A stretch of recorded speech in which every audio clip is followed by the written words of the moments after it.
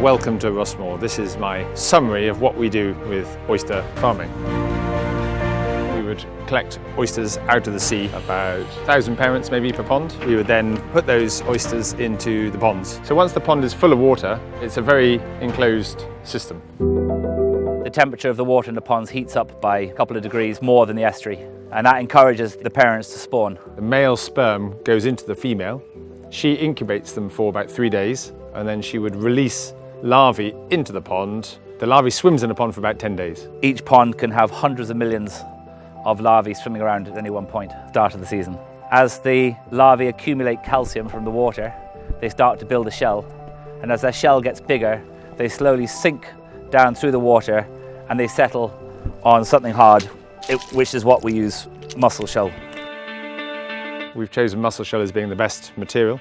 It's curved, it's small, it's light, it's movable. To put the mussel shell into the ponds, we scatter them with a shovel, either from a tractor or from a raft, so that we cover as much surface area as we possibly can, so the larvae have got a good chance of finding it. The larvae attach onto the mussel shells and then slowly grow over the 10 weeks that they're in the ponds. And when you're putting in around 300,000 shells in a pond or more, that's a tremendous crop of oysters. Each pond is 30 by 30 metres, a couple of metres deep, and holds about 1 million litres of water. And we put about 150 kilos of parents in each pond, and in a good pond we can get 2 million of these baby oysters. And then they're left in the ponds until they grow to about 5 millimetres inside. Then we would drain the ponds and take out the shell.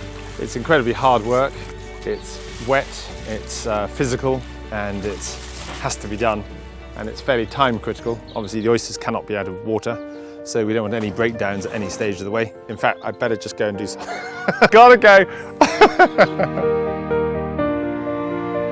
This is the start of the new generation of oysters that have come out of our ponds, and we're emptying the ponds now and putting the shells with the little babies out to sea. The oysters are so small we have to keep them underwater for as long as possible. We put them into baskets as quickly as we can, and then we rush them to the sea on the tractor and trailer. They're then taken from the trailer into the boat, then they're taken in the boat out to well-marked beds, and we can scatter the seed which sinks to the bottom and would rest there for the next 4 years.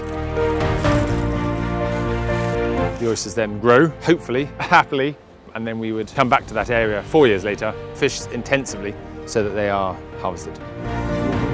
We pull a dredge behind the boat. It scrapes along the bottom and pulls up. It's got a large-ish ring size, so the small stuff falls through, but the big oysters come up. They're then landed onto the table. We sort the big oysters, the live oysters, into baskets. These are the parent oysters. These were bred in 2015, and these are the oysters we're going to breed from this year. Then they will mostly go to market, and then it's incredibly satisfactory when you actually sell them. And you see them on a plate in a restaurant, and they taste delicious.